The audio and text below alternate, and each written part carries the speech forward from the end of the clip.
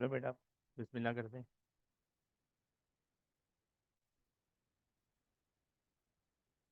Cost and management accounting के basic concept पे हमारा डिस्कशन चल रहा था और हमने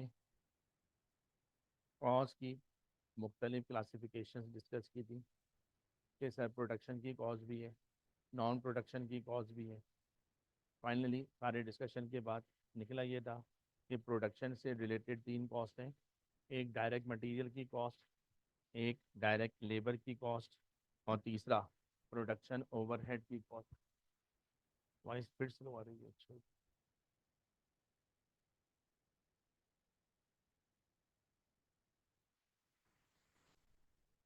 अभी कंफर्म कर दीजिएगा। अभी वॉइस सही है? ठीक है जी।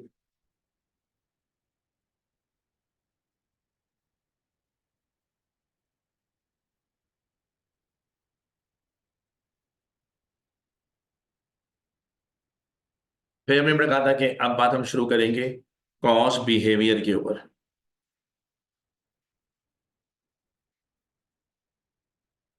ये हमने लास्ट क्लास में एजेंडा डिसाइड किया था। चले भाई, अब जरा कॉस्ट के बिहेवियर पे बातचीत शुरू करने जा रहा हूँ।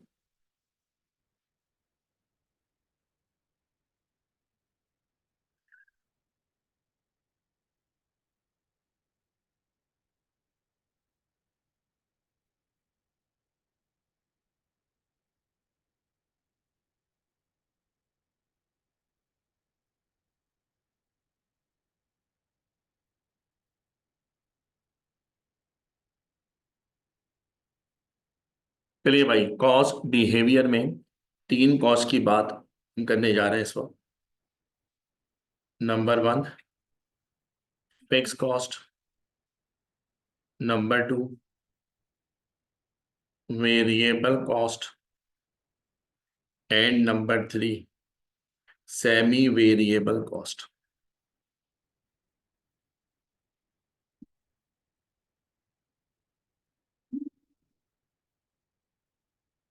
तो पहले तो अपनी हेडिंग का मतलब समझो। कॉस्ट का बिहेवियर। सर माजिद, बिहेवियर हम लोग पढ़ क्यों रहे हैं आखिर? देखिए, आप लोग कॉस्ट के साथ दोस्ती करने जा रहे हो। ये दोस्ती उसी वक्त चल से पाएगी जब आपको अगले का बिहेवियर बताओ। जैसे दोस्त होते हैं, क्या बोलते हैं? भाईजान, दोस्त का बिहेवियर पता होना चाहिए। किस बात पे बुरा मान जाता है, किस बात का बुरा मान जाता है। ठीक है ना? कौन सा मजाक करो तो पसंद नहीं करता। जिस तरह दोस्त का बिहेवियर देखते हुए बात करनी पड़ती है, इसी तरह आपने कॉस्ट की प्लानिंग करनी है। कॉस्ट को कंट्रोल करना है। कॉस्ट की बेसिस पर डिसीजन मेकिंग करनी है। और ये सारे काम उसी वक्त कर पाओगे ना जब कॉस्ट आपकी समझ में भी तो आए कि कॉस्ट का बिहेवियर क्या है। कॉस्ट के बेसिक बिहेवियर तो दो हैं। एक है फिक्स कॉस्ट और दूसरा वेरिएबल कॉस्ट। तीसरा भी है सेमी वेरिएबल, जो इन दोनों का मिक्सचर है। फिक्स कॉस्ट ऐसी कॉस्ट को कहा जाता है जो प्रोडक्शन पे डिपेंड नहीं करती। आपकी प्रोडक्शन का वॉल्यूम कम हो या प्रोडक्शन का वॉल्यूम ज्यादा हो, वो कॉस्ट आपकी सेम रहती है, कांस्टेंट रहती है। फॉर एग्जांपल, फैक्ट्री का रेंट। आपकी फैक्ट्री रेंट पर है, बेटा क्या जाइएगा, कॉस्टिंग के लिए है। फॉर एग्जांपल, आपकी फैक्ट्री रेंट के ऊपर है। ठीक है, मान लो आप 5 लाख रुपए का रेंट पर मंथ पे करते हो। पहला महीना प्रोडक्शन बहुत कम है, रेंट जब भी कितना पे करना है, वही 5 लाख का पे करना है। नेक्स्ट मंथ प्रोडक्शन बढ़ गई, जब भी रेंट नहीं बढ़ेगा वही 5 लाख का पे करना है। अगला महीना प्रोडक्शन बे इंतहा बढ़ गई, रेंट पे कोई फर्क नहीं पड़ेगा, रेंट जब भी आपको 5 लाख का ही पे करना होगा। तो रेंट एक कॉस्ट है, लेकिन बिहेवियर के लिहाज से वो हमें फिक्स कॉस्ट नजर आ रही है, प्रोडक्शन पे डिपेंड नहीं कर रही है। बट यार एसी का स्विच ऑन कर लेना।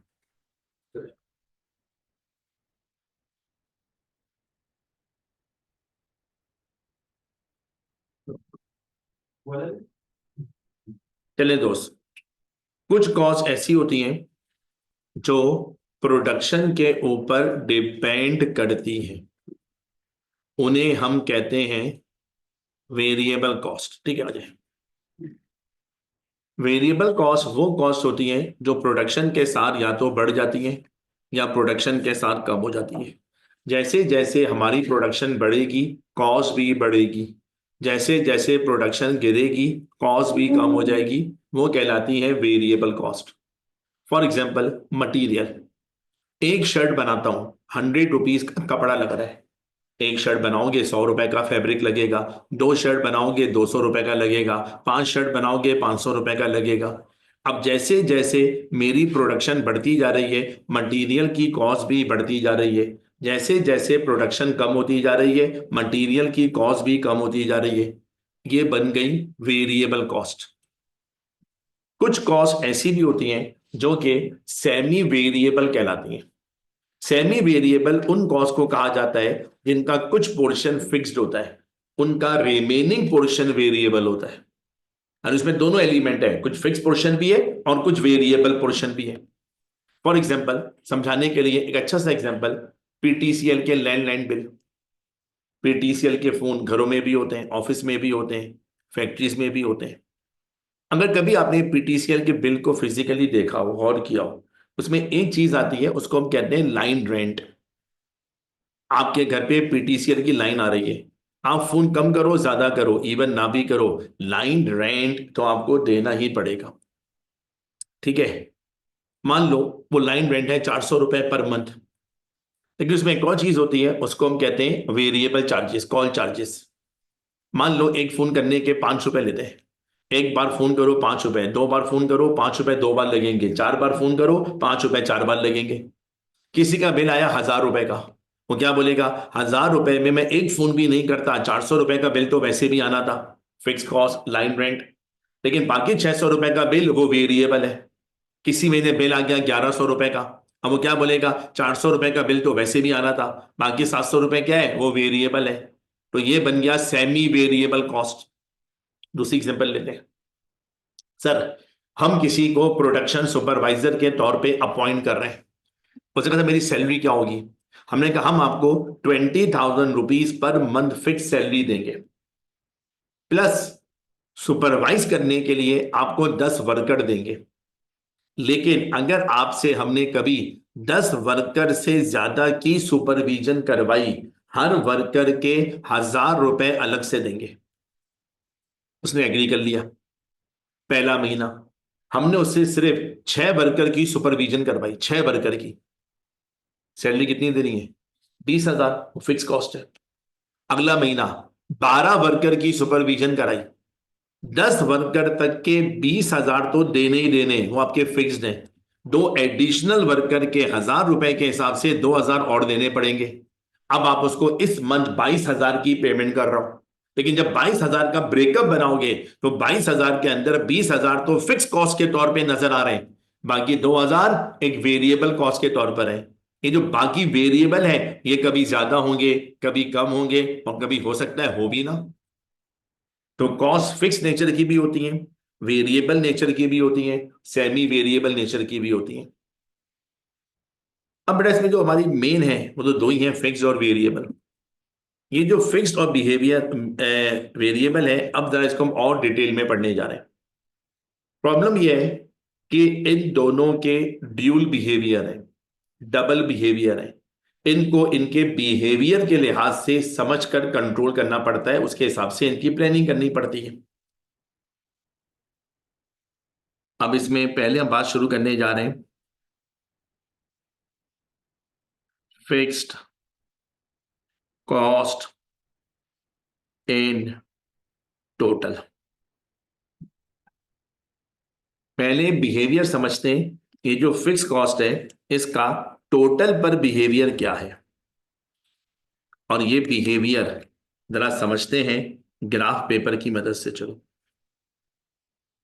रफ सा ग्राफ बनाते हैं समझने के लिए।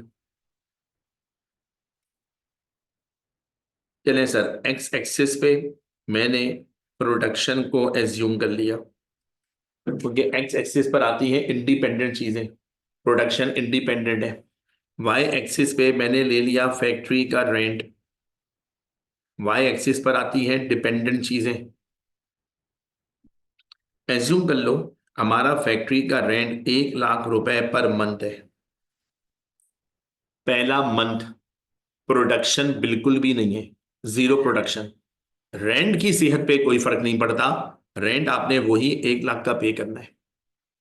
दूसरा मंथ प्रोडक्शन थोड़ी सी बढ़ गई, बढ़ जाने पर भी रेंट नहीं बढ़ेगा, रेंट आपका वही रहेगा 1 लाख। तीसरा मंथ प्रोडक्शन बे इंतहा बढ़ गई, बढ़ने दो, रेंट तो नहीं बढ़ेगा, रेंट आपको वही देना है 1 लाख का। अगर मैं इन सारे डॉट्स को ज्वाइन करूं तो ये तकरीबन एक स्ट्रेट लाइन की शक्ल इख्तियार करेगा। अब ये स्ट्रेट लाइन मुझे एक बात बता रहा है कि फैक्ट्री का रेंट वो प्रोडक्शन से इंडिपेंडेंट है, वो प्रोडक्शन पे डिपेंड ही नहीं कर रहा। प्रोडक्शन कम हो जाए जब भी रेंट 1 लाख है, प्रोडक्शन बढ़ जाए जब भी रेंट 1 लाख है। इवन दो प्रोडक्शन बेटा आपकी बंद भी हो जाए जब भी रेंट आपका वही 1 लाख है। रेंट एक फिक्स कॉस्ट है, लेकिन इन टोटल वो फिक्स्ड है। लेकिन इसी फिक्स कॉस्ट का एक बिहेवियर और बन सकता है। सर वो क्या? अब इसी को मैं लेके जा रहा हूं फिक्स कॉस्ट पर यूनिट पे, तो वहां इसका बिहेवियर जरा डिफरेंट है। हमारा रेंट है 1 लाख पर मंथ, पहला महीना रेंट है 1 लाख का। एज्यूम कर रहा हूं पहले महीने के अंदर मैंने 10,000 यूनिट बनाए, तो बनने वाले हर यूनिट पे रेंट लग गया 10 रुपए per unit. Next month rent मेरा वही है 1 लाख, प्रोडक्शन मेरी बढ़ गई, अल्हम्दुलिल्लाह प्रोडक्शन डबल हो गई 20,000 यूनिट। रेंट पर यूनिट गिरकर वो 5 रुपए पे आ गया। नेक्स्ट मंथ प्रोडक्शन बेटा मेरी 1 लाख की है, और रेंट 1 लाख का है, प्रोडक्शन मेरी बेइंतहा बढ़ गई। इस मंथ हमने 50,000 यूनिट को प्रोड्यूस करा, रेंट पर यूनिट गिर गया और गिरकर वो 2 रुपए पर यूनिट पे आ गया। अब समझने की कोशिश क्या करनी है, सब प्रोडक्शन बढ़ती जा रही है, 10,000 से 20,000, 20,000 से 50,000, रेंट इन टोटल पे कोई फर्क नहीं पड़ रहा। 10,000 पे भी वही रेंट है 1 लाख, 20,000 पे भी वही रेंट है 1 लाख, 50,000 पे भी वही रेंट है 1 लाख, इन टोटल वो कांस्टेंट है, लेकिन पर यूनिट वो चेंज हो रहा है। ज्यादा प्रोडक्शन पे रेंट पर यूनिट गिरता जा रहा है, लेकिन जैसे जैसे प्रोडक्शन कम होती जा रही है रेंट पर यूनिट बढ़ता जा रहा है। अगर इस वक्त इस इंफॉर्मेशन को हम ग्राफ पे लेकर आए,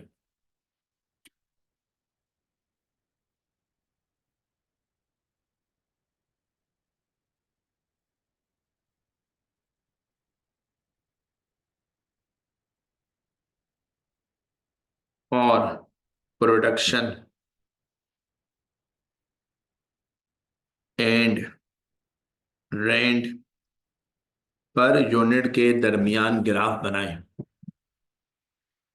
रेंट इन टोटल नहीं, किसके दरमियान, रेंट पर यूनिट के दरमियान ग्राफ बनाए, तो वो ग्राफ कुछ इस किस्म का बनेगा, पैराबोलिक कर्व।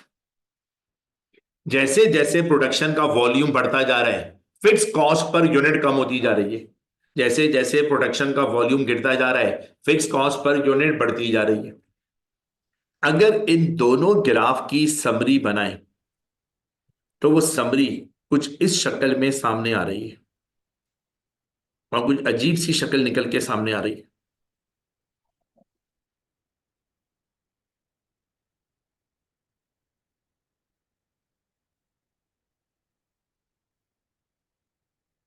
जिस चीज को हम कह रहे हैं fix cost,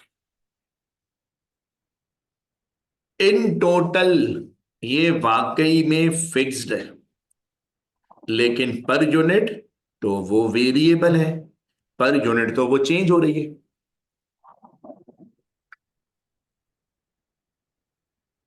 fix cost in total fixed है, इन टोटल, लेकिन पर यूनिट वो चेंज होती है, वेरिएबल है। देखें आपने इकोनॉमिक्स पढ़ा हुआ है, जहां भी पढ़ा है, जिस टीचर से भी पढ़ा है, कभी ना कभी एक बात बीच में आई होगी, economies of large scale production. नाम सुना ना बेटा? लार्ज स्केल प्रोडक्शन का बेनिफिट सब लोग लेते हैं, ठीक है। चाइनीज प्रोडक्ट सस्ती होती हैं, बहुत सी वजह होंगी। एक वजह शायद ये भी होती है कि वो लार्ज स्केल प्रोडक्शन पे काम करते हैं, मास प्रोडक्शन पे काम करते हैं। फॉर एग्जाम्पल, मैं कोई प्रोडक्ट पाकिस्तान में बना रहा हूं, मेरी लिमिटेड मार्केट है, पाकिस्तान में बना के पाकिस्तान में बेच रहा हूं। लेकिन मान लो वही सेम प्रोडक्ट चाइना में बन रही है और वो लोग बना बना के पूरी दुनिया को एक्सपोर्ट कर रहे हैं। मैं कुछ चीजें बना रहा हूं, मेरी फिक्स कॉस्ट कुछ चीजों में डिवाइड हो जाती है, तो हर चीज में फिक्स कॉस्ट ज्यादा लग जाती है। वो लोग ज्यादा चीजें बना रहे हैं, जिनकी वजह से उनकी फिक्स कॉस्ट ज्यादा चीजों में डिवाइड हो जाती है, तो उनकी पर यूनिट कॉस्ट क्या हो जाती है? वो कम हो जाती है। अब इसी बात को और रफली समझो। मान लो मैं सर माजिद आप लोगों को पढ़ाता हूं, रफ सी फिगर पकड़ते हैं, चलो ये फिगर पकड़ते हैं। मान लो मैं एक सब्जेक्ट पढ़ाने के 1 लाख रुपए लेता हूं, एज्यूम कर लो एक सब्जेक्ट पढ़ाने के 1 लाख रुपए लेता हूं। लेकिन 1 लाख रुपए अफोर्ड करना एक सब्जेक्ट के लिए एक अकेले स्टूडेंट की बस की बात नहीं है। क्या हुआ? टीएसए ने मुझे रख लिया और मेरी कॉस्ट आप लोगों में डिवाइड कर दी। अगर 10 बच्चे पढ़ रहे हैं तो वही लाख रुपए 10 बच्चों में डिवाइड हो गए। अगर 50 बच्चे पढ़ रहे हैं, वही लाख रुपए 50 बच्चों में डिवाइड हो गए। तो फिक्स कॉस्ट पर स्टूडेंट इनकी क्या हो गई? वो कम हो गई। यानी सर माजिद को कोई फर्क नहीं पड़ता, टीएसए कह रहा है कि भाई सर माजिद को कोई फर्क नहीं पड़ता 50 बच्चे बैठे हुए हो, 100 बच्चे बैठे हुए हो। लेकिन जैसे जैसे नंबर ऑफ स्टूडेंट बढ़ते चले जाएंगे, टीएसए की जो टीचिंग कॉस्ट पर स्टूडेंट है वो क्या होती चली जाएगी? वो कम होती चली जाएगी। चले सर, अब जरा वेरिएबल कॉस्ट की बात करते हैं।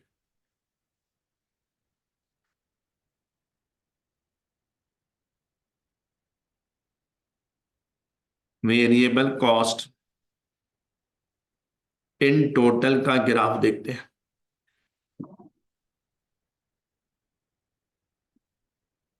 एज्यूम कर लें हम गारमेंट बना के बेच रहे हैं।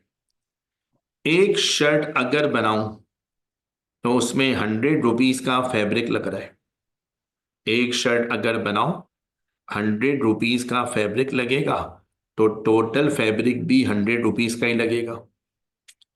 अगर 2 शर्ट बनाओगे तो 100 रुपीज वाला फैब्रिक 2 बार लगेगा, टोटल 200 रुपए का लगेगा। अगर मैं 5 शर्ट बनाता हूं तो 100 रुपए वाला कपड़ा 5 बार लगेगा, टोटल 500 रुपए का। अगर मैं 10 शर्ट बनाता हूं तो 100 रुपए वाला कपड़ा 10 बार लगेगा, 1000। तो ये सर, अब जैसे जैसे प्रोडक्शन बढ़ती जा रही है, मेरी मटेरियल कॉस्ट इन टोटल भी बढ़ती जा रही है। एक चीज बनाने पर 100 रुपए, 2 बनाने पर 200 रुपए, 5 बनाने पर 500, 10 बनाने पे 1000। अगर मैं इन दोनों के दरमियान रिलेशनशिप डेवलप करूं ग्राफ के अंदर,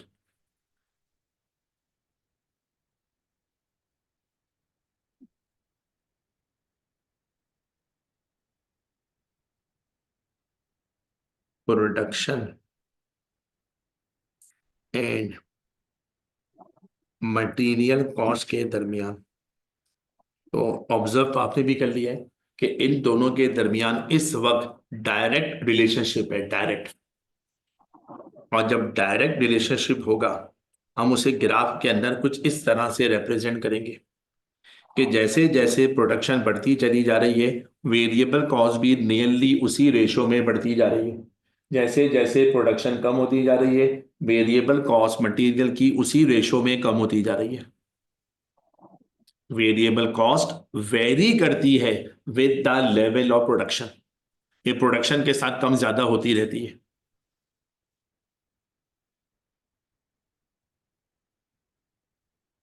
लेकिन इसी वेरिएबल कॉस्ट को अगर हम एक और एंगल से देखें, वेरिएबल कॉस्ट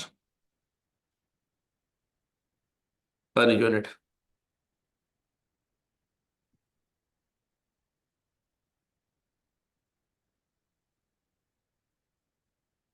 ₹100 का फैब्रिक लग रहा है टोटल, एक यूनिट बनाने पर। ₹100 को 1 से डिवाइड करा, ये आ गया ₹100 पर यूनिट। 200 का मटेरियल लग रहा है,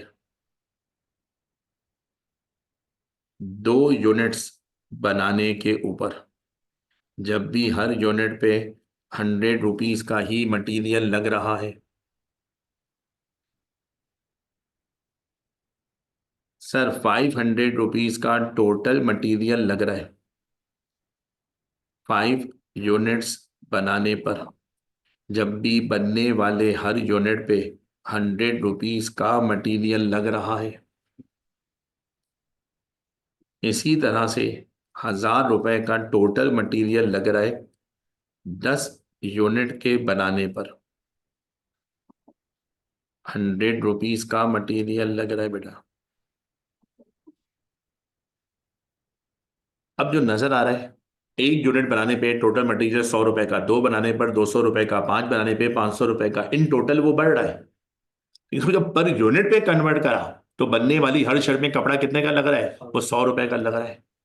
अब अगर मैं प्रोडक्शन और पर यूनिट के दरमियान रिलेशनशिप देखूं और इसको ग्राफ पेपर पे लेकर आऊं,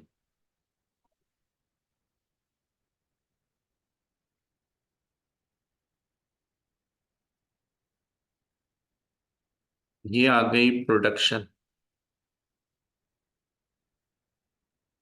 और ये आ गया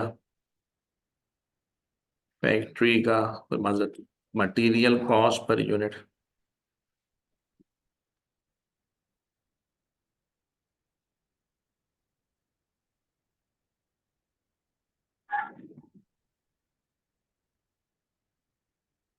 अगर ₹100 का मटेरियल एक शर्ट पे लगा रहा हो तो प्रोडक्शन कितनी भी बढ़ जाए, बनने वाले एक यूनिट पे ₹100 का ही मटेरियल लग रहा है।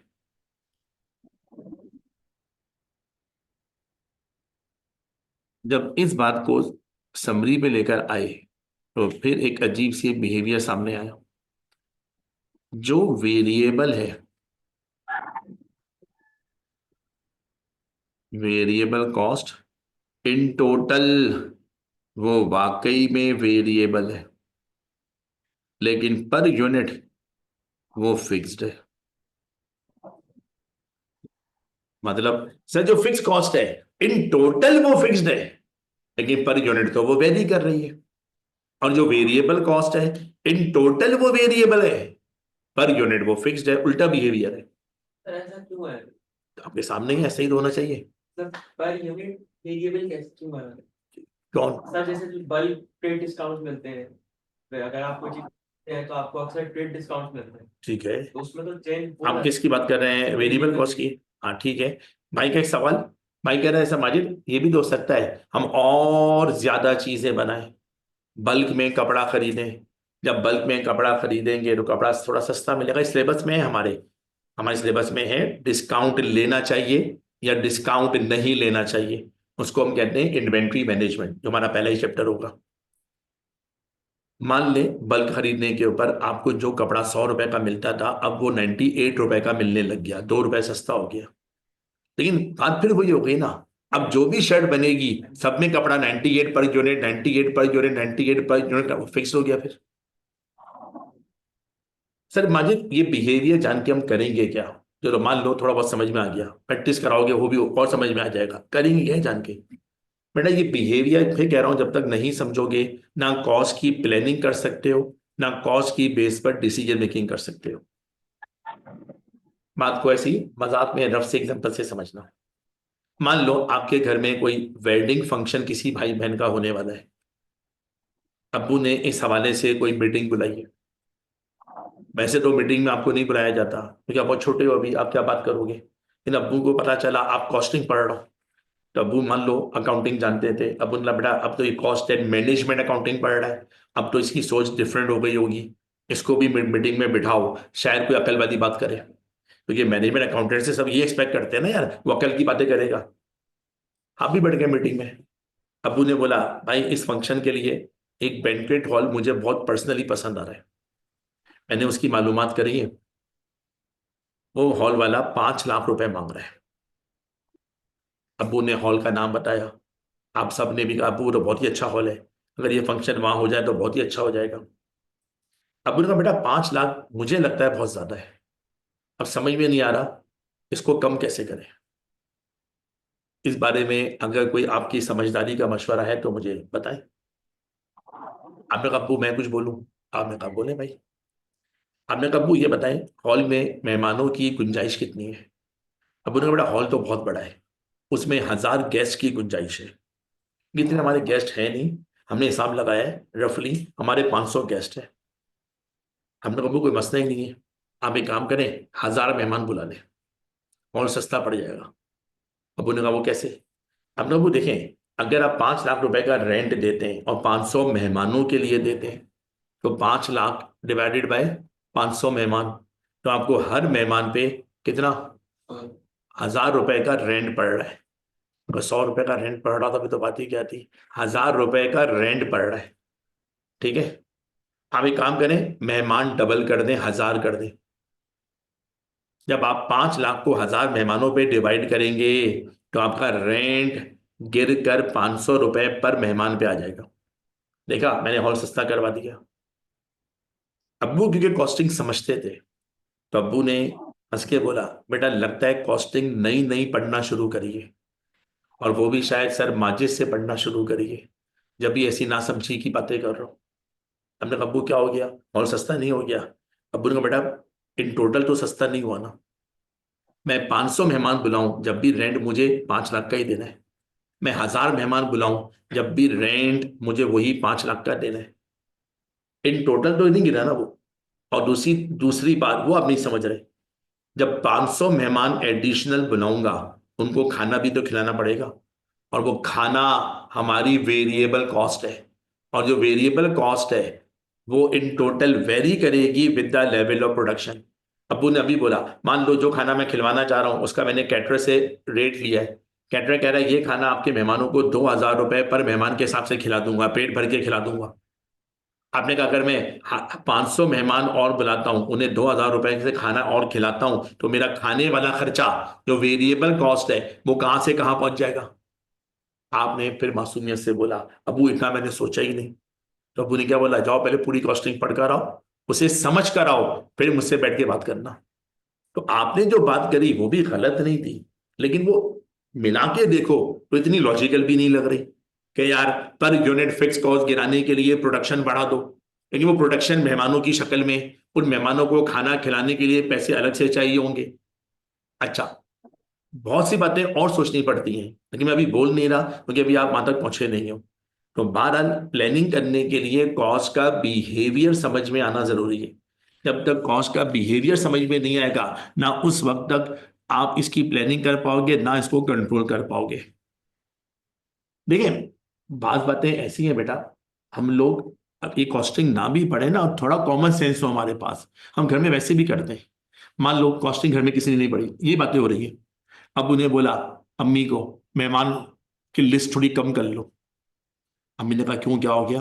अब्बू ने कहा भाई खाना इतना महंगा हो गया है, खाना मेहमान कम होंगे अपने आप खाने का खर्चा गिर जाएगा। अब्बू ने कोई टेक्निकल वर्ड नहीं बोला है, लेकिन जो अब्बू बोल रहे हैं ना हम क्या समझ गए प्रोफेशनली, अच्छा अच्छा अब्बू क्या बचाना चाह रहे हैं, अपनी वेरिएबल कॉस्ट बचाना चाह रहे हैं। अब्बू भी समझ रहे हैं खाना एक वेरिएबल है जो मेहमानों के नंबर पे डिपेंड करता है, ज्यादा मेहमान होंगे खाने वाला खर्चा बढ़ जाएगा, हम उसी को वेरिएबल कह रहे हैं। कम मेहमान होंगे खाने वाला खर्चा थोड़ा कम हो जाएगा, हम उसी को वेरिएबल कह रहे हैं। चलिए बेटा अब आपको आगे बढ़ाते हैं। सामाजिक ये बिहेवियर जान के अब हम क्या करें, इस स्टेज पे बेसिक कॉन्सेप्ट में बस एक आखिरी काम फिलहाल और कर लो, बिहेवियर पे बेस करता है, ये आगे मेरे काम आ जाएगा, फिर मैं चैप्टर को शुरू करने की पोजीशन में आ जाऊंगा। यहां बेटा कॉस्ट एस्टिमेशन को और सीख लो।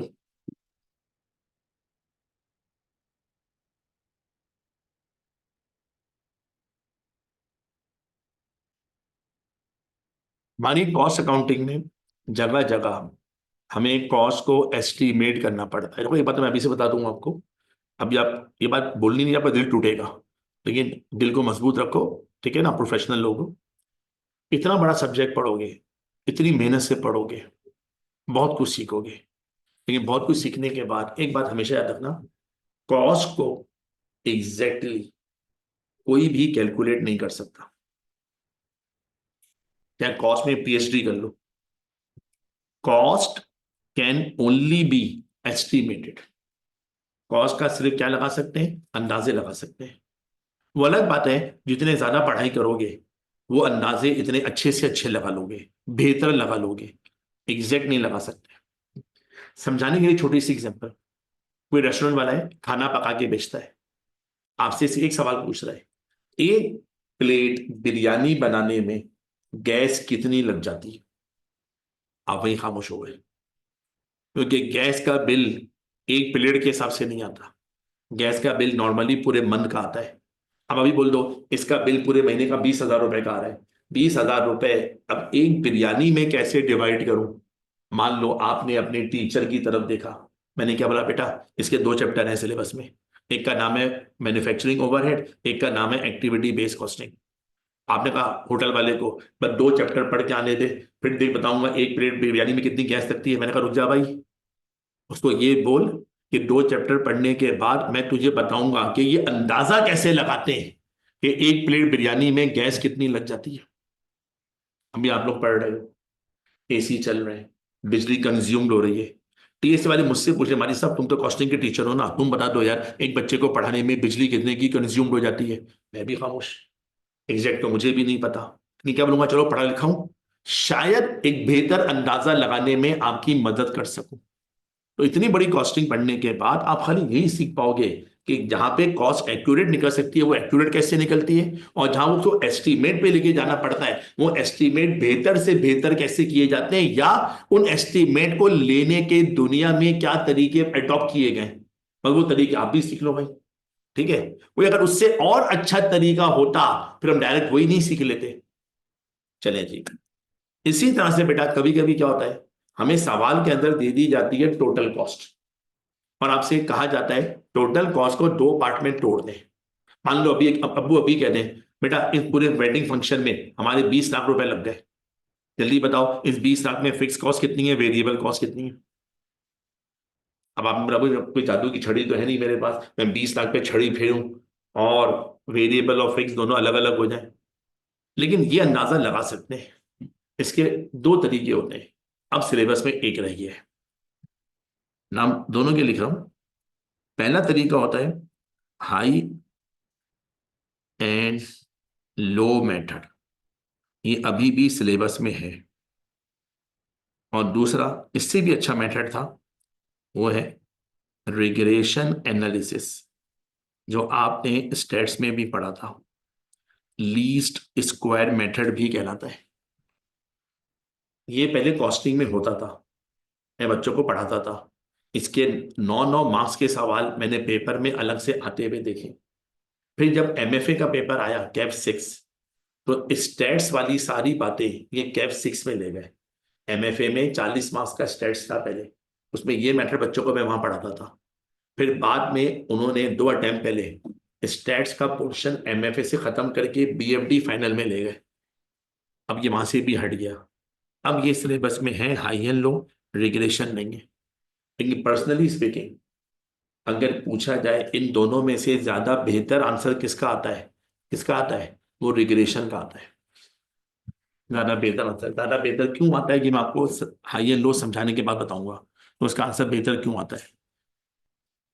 चलिए बेटा, अब हाई एंड लो मेथड क्या है, ये कॉस्ट एस्टिमेट करने में हमारी मदद आगे चैप्टर में करेगा, ये काम करता कैसे, इसके लिए छोटा सा एग्जांपल बना रहा हूँ, मेरे साथ डेटा कॉपी कर लीजिएगा।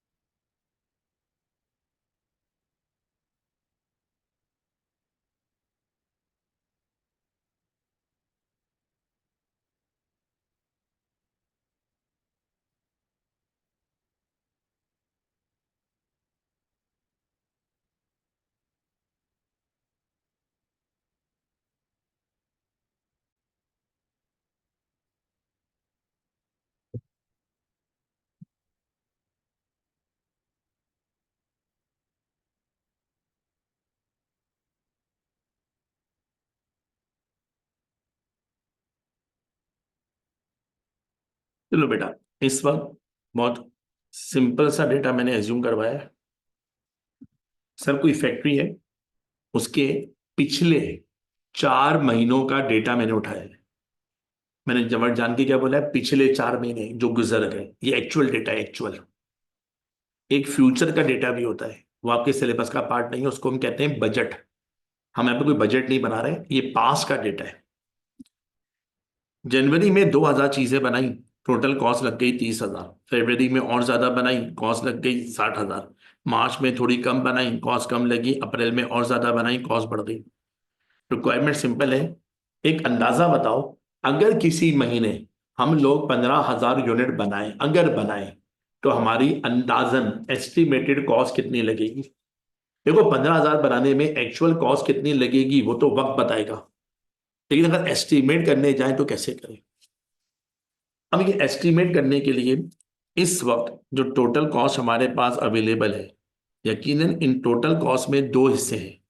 इसमें कुछ कॉस्ट ऐसी होंगी जो फिक्स नेचर की होंगी, फिक्स कॉस्ट, और कुछ कॉस्ट ऐसी भी होंगी जो वेरिएबल नेचर की हैं, वेरिएबल कॉस्ट। ठीक है।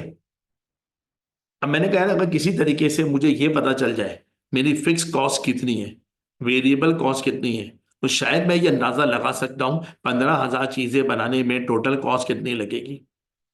अब इन दोनों को ढूंढूं कैसे? इसमें कुछ फिक्स्ड है, कुछ वेरिएबल है, कुछ फिक्स्ड है, कुछ वेरिएबल है। ठीक है। इसके लिए समरी को देखो। जो चीजें वेरिएबल है ना, उन्हें ढूंढना जरा मुश्किल है। क्यों सर माजिद? अब यार वो कॉस्ट एक जगह रुकी नहीं रही, मतलब कॉस्ट एक जगह ठहरे तो मैं उसको पकड़ लूं, तुम हो कितने। वो तो हर महीने क्या होता जा रहा है, कम ज्यादा, ज्यादा कम, वो कहीं रुकी नहीं रही। तो वेरिएबल कॉस्ट क्योंकि वेरी कर रही है, उसको ढूंढना जरा मुश्किल है। लेकिन वो कॉस्ट जो फिक्स्ड है, ठहरी हुई है, एक जगह रुकी हुई है, उन्हें एस्टिमेट करना जरा आसान है। और फिक्स दो चीजें, या तो fix cost in total fixed है, या फिर variable cost per unit fixed है। ये दो चीजें फिक्स है। पहला स्टेप इसमें ये करते हैं, हाई लो मेथड में इन दोनों को ढूंढ लेते हैं, बहुत आराम से निकल आते हैं। जब ये दोनों निकल आते हैं, इनकी बेस पर थोड़ा सा फ्यूचर का एस्टिमेशन हो जाता है। अब हम इस्तेमाल करने जा रहे हैं हाई एंड लो मेथड।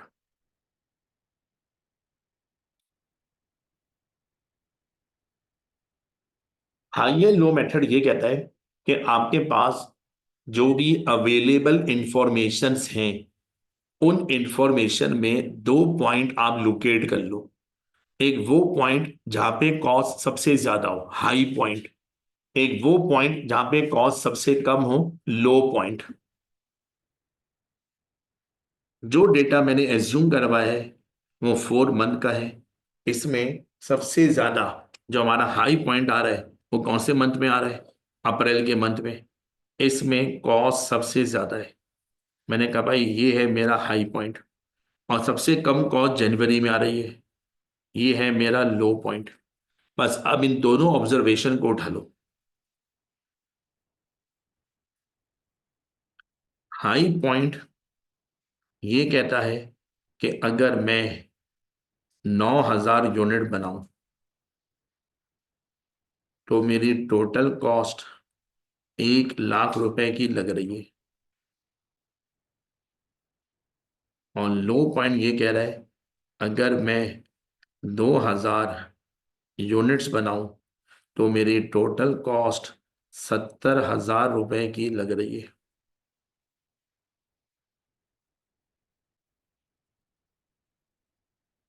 तो ये सर, अब आप सिंपली इन दोनों का डिफरेंस ले लो, जो हमें एक बहुत लॉजिकल बात बताएगा। प्रोडक्शन का डिफरेंस आ रहा है 7,000। अच्छा, 2,000 पे टोटल कॉस्ट थी, माजरत 3,000, 30,000। अब ये डिफरेंस आ रहा है कॉस्ट का 70,000। अब ये डिफरेंस, अगर बिहेवियर आपकी समझ में आता है तो हमें एक बहुत लॉजिकल बात बता रहा है। वो क्या? अगर हमारी प्रोडक्शन 7,000 यूनिट से बढ़ जाए, हम 7,000 चीजें ज्यादा बनाएं, तो हमारी जो टोटल कॉस्ट है उसमें 70,000 रुपए का इजाफा हो जाता है। अब ये बताओ, ज्यादा बनाने पे क्या फिक्स कॉस्ट बढ़ेगी? सर फिक्स कॉस्ट तो नहीं बढ़ेगी, ज्यादा बनाने पे भी रेंट वही देना है जो कम बनाने पे भी देना है। ज्यादा बनाने पर अगर कोई कॉस्ट बढ़ रही है, इट मीन्स वो वेरिएबल कॉस्ट है। अगर मैं 7,000 चीजें ज्यादा बनाऊं, मेरी टोटल कॉस्ट में 70,000 रुपए का इजाफा हो गया। जो इजाफा होगा वो वेरिएबल है, और जो वेरिएबल है पर यूनिट वो कांस्टेंट है। तो यहां से एस्टिमेट किया जा सकता है वेरिएबल कॉस्ट पर यूनिट को। इसे निकालने के लिए सिंपली डिफरेंस इन कॉस्ट को डिवाइड करवा दीजिए डिफरेंस इन यूनिट्स को।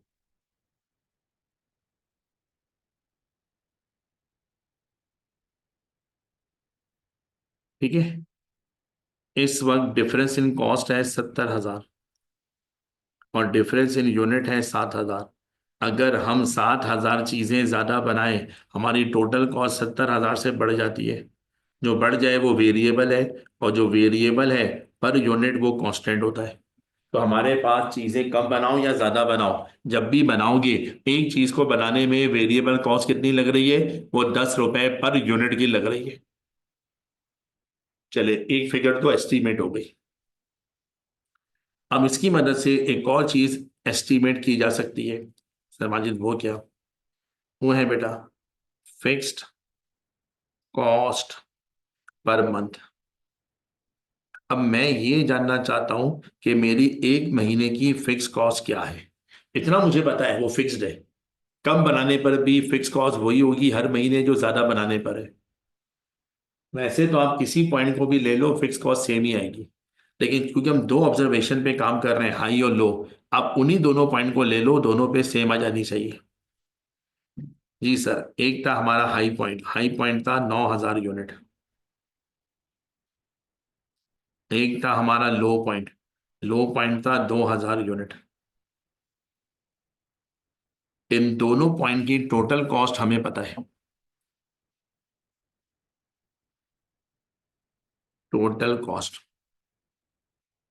9,000 यूनिट बनाने पे हमारी टोटल कॉस्ट लग गई 1,00,000। 20,000 बनाने पे टोटल कॉस्ट लग गई 30,000। अब ये जो टोटल कॉस्ट है अभी समझाया था, इसमें कुछ फिक्स कॉस्ट है, कुछ वेरिएबल कॉस्ट है। अगर मैं टोटल कॉस्ट में से वेरिएबल के खर्चे हटा दूं, वेरिएबल कॉस्ट, तो बाकी फिक्स बचेगी। आपने कहा समाजिक वेरिएबल हटाओगे कैसे? सर वेरिएबल ऐसे हटाऊंगा क्योंकि मुझे उनका बिहेवियर समझ में आता है। Less total variable cost. अब मुझे उनका बिहेवियर क्या समझ में आता है? चीजें ज्यादा बनाओ या कम बनाओ, जब भी बनाऊंगा हर यूनिट पे 10 रुपए की वेरिएबल कॉस्ट लगेगी।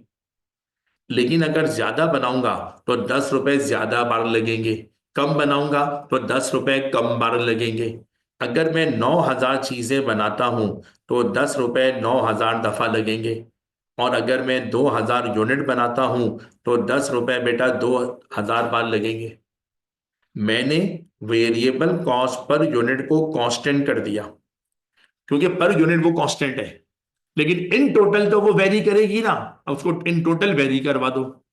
अगर 9,000 बनाता हूं तो 10 रुपए टोटल 90,000 के लगेंगे। अगर 2,000 बनाता हूं तो मेरी टोटल वेरिएबल कॉस्ट 20,000 की लगेगी। अब जब मैं टोटल कॉस्ट में से टोटल वेरिएबल कॉस्ट को हटाऊंगा तो मेरी फिक्स कॉस्ट बाहर निकल आएगी, और वो आ गई 10,000 पर मंथ। चीजें कम बनाओ या ज्यादा बनाओ, हमारे एस्टिमेशन के हिसाब से आपकी फिक्स कॉस्ट पर मंथ वो 10,000 है, और इन टोटल फिक्स कॉस्ट को कांस्टेंट होना चाहिए, वो हमें कांस्टेंट नजर आ रहा है। जब ये दोनों इंफॉर्मेशन हमने कैलकुलेट कर ली, अब इसकी मदद से हमारी एक कॉस्ट इक्वेशन बन सकती है। इसे कॉस्ट इक्वेशन भी कहा जाता है और इकोनॉमिक्स आपने पढ़ा हुआ है, इकोनॉमिक्स की जबान में इसको कॉस्ट फंक्शन भी कहा जाता है। फंक्शन है क्या? तो वही आसान सा, y equal to A plus B X, जो आपका स्लोप का फॉर्मूला होता था मैथ्स के अंदर। y equal to A plus B X. Sir y क्या है? y equal to total cost.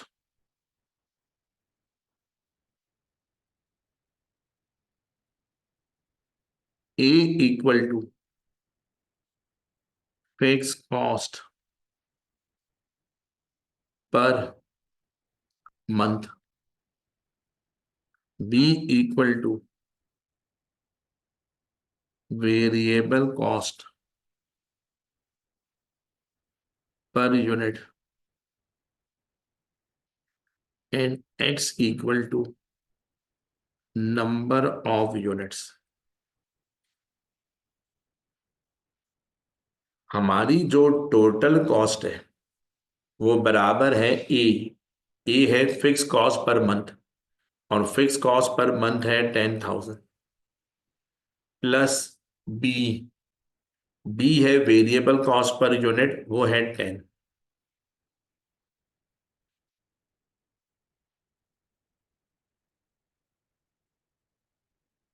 और x को मैंने एज इट इज लिख दिया x।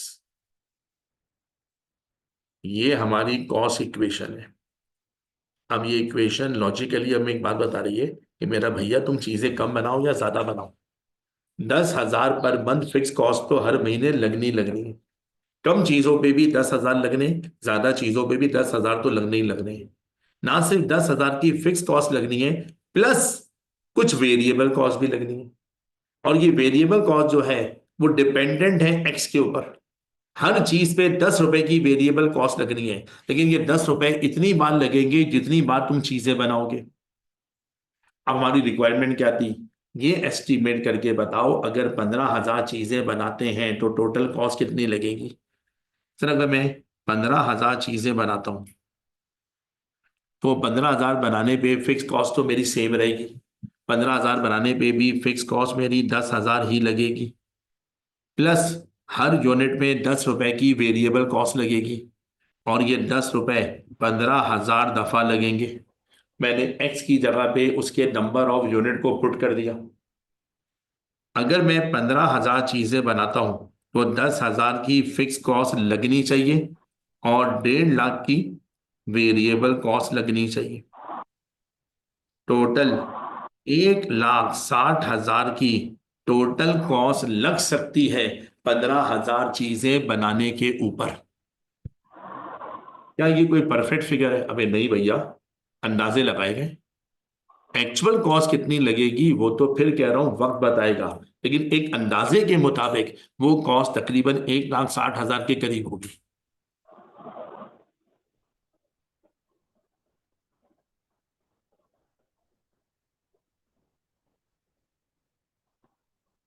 समझ में आ गया बेटा क्या है हमारा हाई एंड लो मेथड? अब मैंने ये क्यों कहा था कि हाई एंड लो मेथड से गुजारा हो जाता है? रिग्रेशन का आंसर इससे भी अच्छा आएगा। आप लोगों ने स्टेट्स में रिग्रेशन तो पढ़ा हुआ है ना? मिस कह रही है हाँ, बाकी लोग सोच रहे हैं। हाँ सर। पढ़ा है ना बेटा? चलो मेरे बताने से पहले खुद सोचो। अब आपने हाई एंड लो तो समझ लिया, खुद सोचो क्यों मैं ये कह रहा हूं रिग्रेशन का आंसर ज्यादा बेहतर होगा।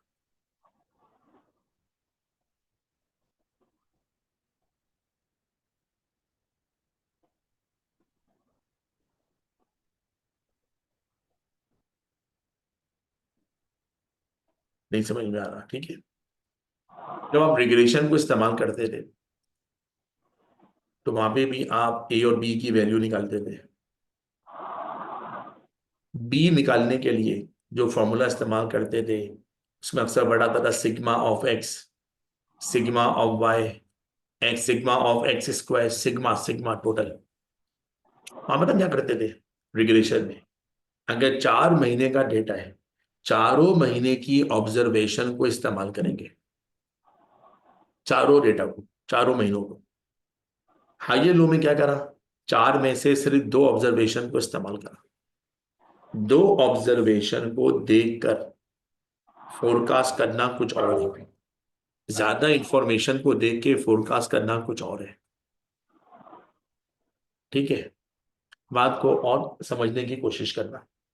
मान लो अब्बू सुबह घर से जल्दी निकलते हैं, रात को देर से घर आते हैं, ऑफिस की नेचर ऐसी है, जॉब की, एज्यूम कर लो।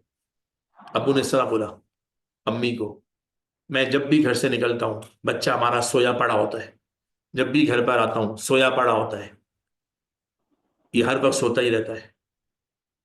अम्मी ने कहा मेरी ऑब्जर्वेशन डिफरेंट है। अम्मी ने कहा क्या? अब्बू ने कहा क्या? अम्मी ने कहा मेरे हिसाब से तो मैं उसको हर वक्त पढ़ते हुए देखती हूँ, या ज्यादातर पढ़ते हुए देखती हूँ। अब्बू ने कहा कब पढ़ता है भाई, मैंने तो देखा नहीं। अम्मी ने कहा देखें आपने सिर्फ 2 ऑब्जर्वेशन ली, मैं घर से निकलता हूँ सो रहा होता है, घर पे आता हूँ सो रहा होता है, मैं घर पे हर वक्त रहती हूँ।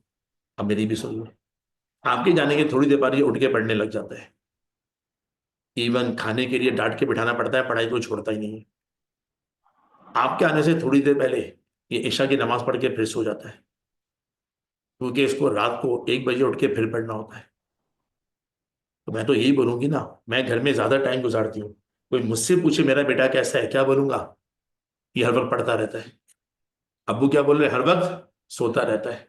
तो कम ऑब्जर्वेशन अगर हासिल होंगी, उसकी बेस पे भी फोरकास्टिंग हो जाएगी, कुछ ना कुछ बोल दोगे। लेकिन ज्यादा इंफॉर्मेशन की बेस पे फोरकास्टिंग करोगे, वो ज्यादा रिलायबल मानी जाएगी। तो जब ये मामला यहाँ पे होता था, कॉस्टिंग की बुक में बकायदा एक पैराग्राफ लिखा हुआ था, विच मेथड इज बेटर। उसमें लिखा हुआ था regression is much better than higher low method because it uses as much information as available. क्यों ज्यादा बेहतर है वो? क्योंकि वो जितनी भी इंफॉर्मेशन अवेलेबल है वो सबको इस्तेमाल कर पाता है, और सबको इस्तेमाल करके जो फोरकास्टिंग होती है वो ज्यादा बेहतर होती है। हाँ जी, हटा क्यों दिया फिर? वक्ती तौर पे हटा दिया, बीएफडी में ले गए, सीफएप के अंदर बिजनेस फाइनेंस डिसीजन वहां पढ़ लेना। लेकिन यहाँ पे क्या बोला, सिंपल सिंपल रखो। अब सर ये हाई एंड लो अभी काम क्या आएगा? ठीक है, आपने अभी रिलेट कर दिया, कॉज बिहेवियर समझाया, बिहेवियर की एप्लीकेशन दिखा दी, ये काम कहाँ आएगा? हमारे पास बेटा सिलेबस में एक चैप्टर है जिसको मैं बड़ा पर्सनली पसंद करता हूँ, उसका नाम है टारगेट कॉस्टिंग, जैपनीज अप्रोच है। जब मैंने आपको सिलेबस का इंट्रो दिया था, उसकी डिटेल सब दी थी, मैंने आपको समझाया था कि टारगेट कॉस्टिंग उस वक्त इस्तेमाल की जाती है जब किसी नई प्रोडक्ट को बनाया जाता है। जब कोई नई प्रोडक्ट बन रही होती है ना, लोग जानना चाहते हैं, बनाने से पहले जानना चाहते हैं ये प्रोडक्ट कितने तक की बनेगी।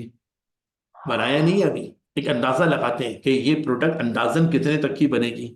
और जब वो अंदाजे लगाने जाते हैं तो वहां पे हाई या लो मेथड हमारी थोड़ी मदद करता है।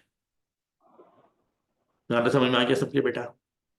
अब बेटा हमारे थोड़े से बेसिक कॉन्सेप्ट कंप्लीट करने के लिए बस एक आखिरी वर्ड और सुन लो। ये कितने कमाल का वर्ड है, ये आपको अंदाजा तो आगे जाकर होगा जब डिसीजन मेकिंग पढ़ोगे। हमारी बेटा कॉस्टिंग में एक वर्ड बार बार इस्तेमाल होगा, उसका नाम है contribution.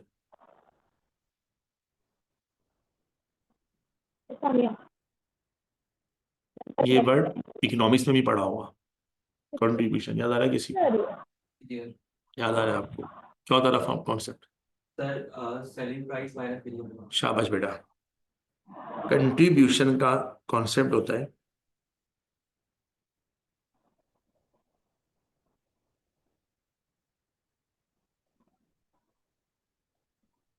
Sales minus variable cost of sales. अगर आप सेल में से वेरिएबल कॉस्ट ऑफ सेल को माइनस करवा दो, जो चीज बचती है वो वेरिए कंट्रीब्यूशन कहलाता है। फॉर एग्जाम्पल, हम अपनी एक चीज 100 रुपए पर यूनिट की बेचते हैं, और उसको बनाने की जो वेरिएबल कॉस्ट है वो है 60 रुपए पर यूनिट। 40 रुपए पर यूनिट का हमें कंट्रीब्यूशन कमाने का मौका मिलता है।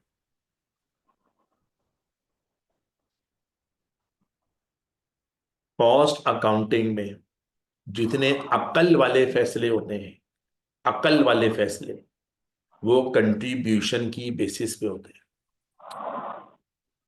देखिए, ये दो वर्ड है, एक वर्ड है कंट्रीब्यूशन, एक होता है नेट प्रॉफिट। कंट्रीब्यूशन एक ऐसी चीज है जिसमें अभी फिक्स कॉस्ट माइनस नहीं हुई हुई।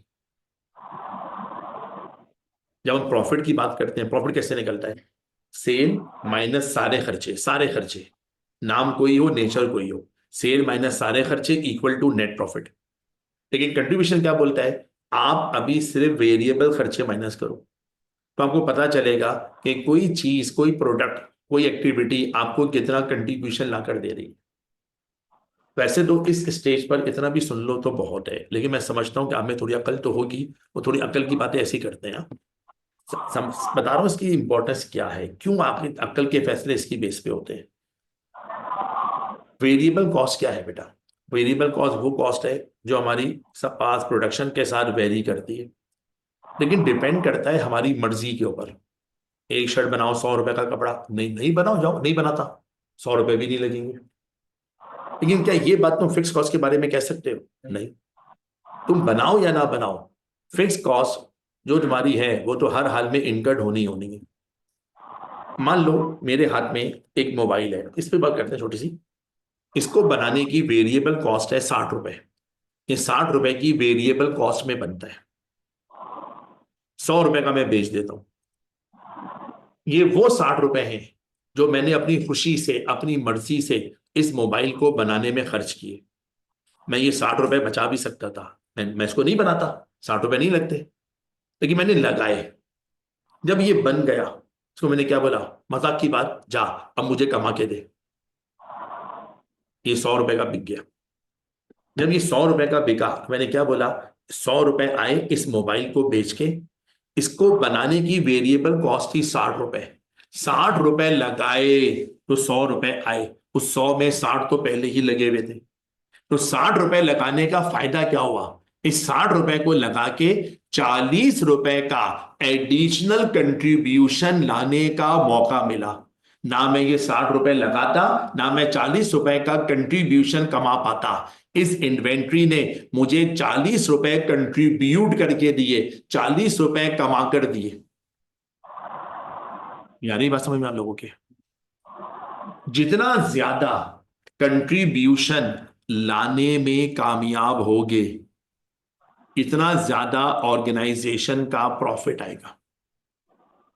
फिर बोल रहा हूं, जितना ज्यादा कंट्रीब्यूशन लाने में कामयाब होगे, इतना ज्यादा प्रॉफिट आपका मैक्सिमाइज हो जाएगा। आगे जाएंगे, डिसीजन मेकिंग पढ़ेंगे इंशाल्लाह, जो हमारा सिलेबस का लास्ट चैप्टर है, जिसके 3-3 सवाल पेपर में कभी कभी आ जाते हैं। कहा यह जाता है, हर वो एक्टिविटी, हर वो काम कर गुजरो, डिसीजन कर गुजरो जिसका कंट्रीब्यूशन पॉजिटिव है। हर वो चीज, हर वो प्रोडक्ट जिसका कंट्रीब्यूशन पॉजिटिव है, कर गुजरो। क्यों? प्रॉफिट अच्छा आएगा। फॉर एग्जाम्पल टीएसए, सीए भी करवाते हैं, एसीसीए भी करवाते हैं, इंटर कॉलेज भी करवा रहे हैं, कोचिंग क्लासेस भी चलाते हैं इंटर बीकॉम की। ठीक है, एग्जाम्पल देखते हैं।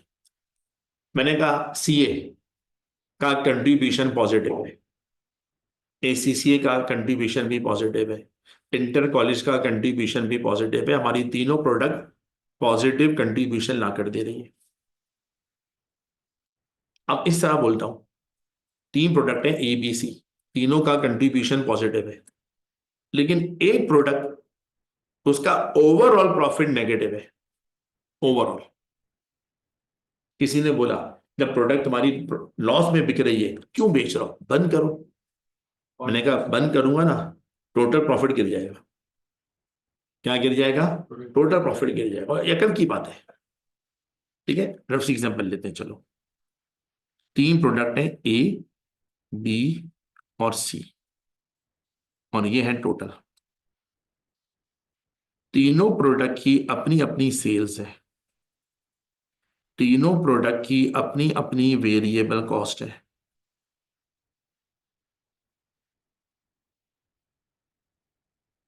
ये आ गया तीनों प्रोडक्ट का कंट्रीब्यूशन। ठीक है, एज्यूम कर लो प्रोडक्ट ए हमें 1 लाख रुपए का कंट्रीब्यूशन लाकर देती है, बी 2 लाख रुपए का कंट्रीब्यूशन लाकर देती है, और सी 50,000 रुपए का कंट्रीब्यूशन लाकर देती है। टोटल 3.5 लाख रुपए का कंट्रीब्यूशन कंपनी को आता है 3 प्रोडक्ट को बेच के। फिर कंपनी की यकीनन कुछ फिक्स कॉस्ट भी होंगी। प्रॉफिट तक जाने के लिए अब हमने अपनी फिक्स कॉस्ट को लेस करा। एज्यूम कर लो हमारी फिक्स कॉस्ट है 1 लाख। आगे सिखा दूंगा आपको फिक्स कॉस्ट। ए बनाओ नहीं बनाओ जब भी लाख रुपए लगने, बी बनाओ नहीं बनाओ जब भी लाख रुपए लगने, सी बनाओ नहीं बनाओ जब भी लाख रुपए लगने। अब सिखा क्या दूंगा, ये 1 लाख रुपए तीनों में बटेंगे कैसे, अपोर्शनमेंट एलोकेशन, ये वर्ड इस्तेमाल करते हैं। ये 1 लाख रुपए तीनों में एलोकेट कैसे होंगे, एलोकेट। तो कोई भी फिगर एज्यूम कर ले दो। चलो इसको मैंने दे दिए 60,000, इसको दे दिए 25,000, और इसको दे दिए 15,000। ऐसी मैंने डमी फिगर डाल दी।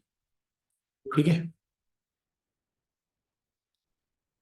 इसका नेट प्रॉफिट आ रहा है 40,000, इसका नेट प्रॉफिट आ रहा है 1,75,000, इसका नेट प्रॉफिट आ रहा है 35,000, और टोटल 2.5 लाख।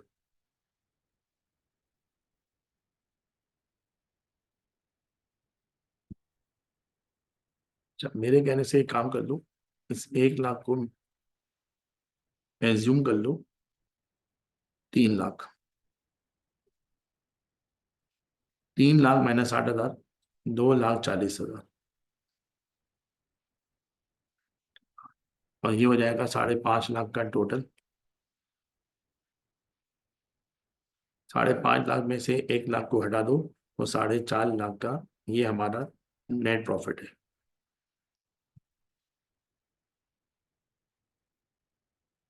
ठीक है, मैंने भी सिचुएशन को उलझाया नहीं है। मैं ये भी कर सकता था किसी एक को लॉस में दिखा देता, लेकिन मैंने उलझाया नहीं इतना भी। तीनों प्रोडक्ट अल्हम्दुलिल्लाह प्रॉफिट में बिक रही हैं, तीनों प्रोडक्ट। लेकिन किसी ने ऐसी बोला कंपेयर करके, उसने कहा यार प्रोडक्ट ए का अच्छा प्रॉफिट है 240, बी का भी अच्छा प्रॉफिट है 175, सी का भी अच्छा प्रॉफिट है 35,000। ठीक है, किसी ने बोला as compare to A and B C का प्रॉफिट बहुत कम है, एक काम क्यों नहीं करते, सी को डिसकंटिन्यू कर दो, बंद करो। मैंने कहा नहीं मैं नहीं करूंगा। कहे इतना सारा प्रॉफिट है। मैंने कहा भाई अगर सी का बंद करूंगा ना मेरा ओवरऑल प्रॉफिट गिरेगा। देखो मुझे क्या देखना है, तीनों प्रोडक्ट का कंट्रीब्यूशन पॉजिटिव है। एक बात बताओ, तीनों को बंद कर दूं, तीनों को क्या बचा पाऊंगा, तीनों बंद कर दूंगा तीनों की सेल आना बंद हो जाएगी, तीनों को बंद कर दूंगा वेरिएबल कॉस्ट लगना बंद हो जाएगी। जब बनाऊंगा नहीं तो वेरिएबल कॉस्ट क्यों लगेगी। लेकिन तीनों को बंद कर दूंगा 5.5 लाख का कंट्रीब्यूशन आना बंद हो जाएगा। लेकिन तीनों को बंद करने के बावजूद भी लाख रुपए कम नहीं होंगे, लाख रुपए फिर भी खर्च होंगे ही होंगे, फिर तो मैं लॉस में आ जाऊंगा ना। अगर मैं सी को बंद करता हूं, सी का अमाउंट पूछ बच्चा है, सी 50,000 का कंट्रीब्यूशन लाकर देता है, सी की सेल आना बंद हो जाएगी, सी की वेरिएबल कॉस्ट लगना बंद हो जाएगी, सी की कंट्रीब्यूशन आना बंद हो जाएंगे। लेकिन ये बताओ सी को फिर फिक्स ओवरहेड दूंगा, नहीं सी को नहीं दूंगा। फिर किसको दूंगा, ये 15,000 कुछ इसमें बढ़ जाएंगे कुछ इसमें बढ़ जाएंगे। भाई सी बनाओ नहीं बनाओ 1 लाख टोटल चेंज तो नहीं होंगे ना, रेंट तो वही रहेगा ना। पहले रेंट तुम 3 प्रोडक्ट में बांट रहे थे, अब वही रेंट 2 में बांट दोगे, रेंट तो वही का वही रहेगा। सी 50,000 लाके देता था, अब 50,000 नहीं आएगा, अब कंट्रीब्यूशन 5 लाख आएगा ए और बी का। रेंट तुम्हारा वही का वही खड़ा हुआ है 1 लाख रुपए, हमारा ओवरऑल प्रॉफिट गिर के कितने पर आ गया, 4 लाख पर आ गया। हाँ सी कम कमा के देता है लेकिन उसके घटने से मेरा ओवरऑल प्रॉफिट गिर जाएगा। तो कहा यही जाता है हर वो काम कर गुजरो जिसका कंट्रीब्यूशन क्या हो, पॉजिटिव हो। ये कंट्रीब्यूशन का वर्ड मैं बोला कितना इंपॉर्टेंट है, अभी आपकी समझ में नहीं आएगा, ठीक है, थोड़ा बहुत समझ में आया होगा, लेकिन उस लेवल का समझ में नहीं आया जिस लेवल का भी हमें आगे जाके इसको इस्तेमाल करना है, ऐसी अपनी बात साबित करने के लिए कि मैं कहना क्या चाह रहा हूं। क्योंकि अब हम लोग बेटा लैपटॉप पे पढ़ाते हैं तो सारी फाइलें इसमें सेव होती हैं। जरा अजान की आवाज आ रही है, 2 मिनट वेट कर लीजिएगा।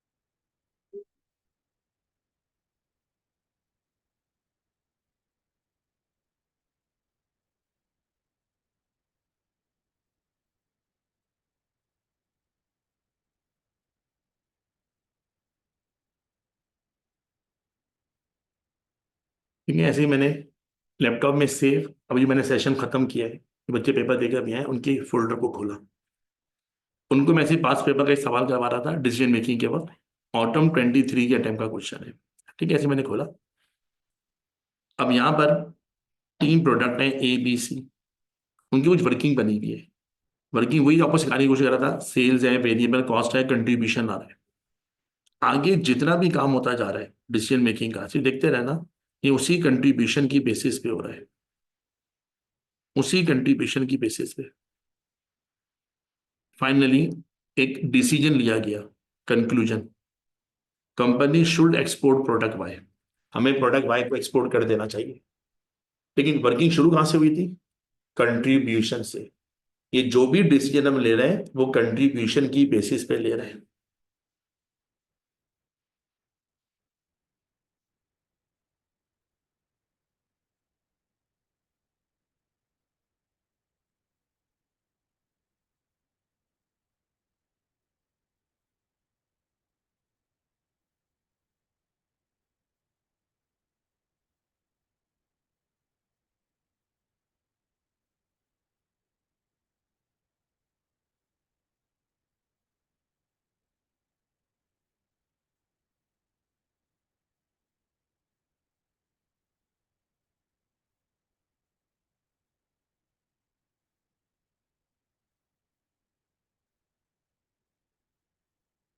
लो बेटा, अब इन सारी बातों को करने के बाद हमारे बेसिक कॉन्सेप्ट तो एक हद तक कंप्लीट हो गए। अब बेटा हम लोग अपने सिलेबस को स्टार्ट करने की पोजीशन में आ गए। अब सिलेबस को स्टार्ट करने के लिए हम जो अपना अगली क्लास का एजेंडा डिसाइड कर रहे हैं वो है इन्वेंट्री मैनेजमेंट। मैंने आपको बताया था इन्वेंट्री के हमारे सिलेबस में 2 चैप्टर है, एक का नाम है इन्वेंट्री मैनेजमेंट जिसके बारे में आपने कुछ भी नहीं पढ़ा हुआ, और दूसरा है इन्वेंट्री वैल्यूएशन जिसके बारे में थोड़ा बहुत पढ़ा हुआ है। इन्वेंट्री मैनेजमेंट इतना इंपॉर्टेंट चैप्टर है कि अभी जो अटेम्प्ट हुई है इसमें इसके 2 क्वेश्चन पेपर में आए, और इन्वेंट्री वैल्यूएशन भी इतना इंपॉर्टेंट है कि उसका भी एक अच्छा सवाल पेपर में आया। यानी 2 चैप्टर है इन्वेंट्री के, उनसे 3 सवाल इस बार पेपर में आए, और ऐसा पहली बार नहीं हुआ है, दूसरी बार हुआ है कि इस इंपॉर्टेंट चैप्टर के इन्वेंट्री के 3 सवाल एक ही है। यानी इन्वेंट्री के बगैर पेपर तो बनता ही नहीं है। अब उसकी मर्जी है, 1 सवाल बनाए, 2 सवाल बनाए, मिनिमम एक तो होता ही होता है, या तो वो वैल्यूएशन का होता है या वो मैनेजमेंट का होता है। क्योंकि वैल्यूएशन थोड़ा बहुत आपने पढ़ा हुआ है, वो भी शुरू नहीं कर रहा, मैनेजमेंट आपने बिल्कुल नहीं पढ़ा हुआ, हम इसके अंदर बातें शुरू करने जाएंगे। तो अब अगली क्लास को मिस नहीं करना है, इन्वेंट्री मैनेजमेंट की प्रैक्टिकल बातें अब शुरू करेंगे। एक हैंडआउट आपको दे रहा हूँ, ये भी रख लीजिए अपने पास, ग्रुप में भी शेयर कर दूंगा। इसको अगर आप हर क्लास में साथ में लेकर आइएगा।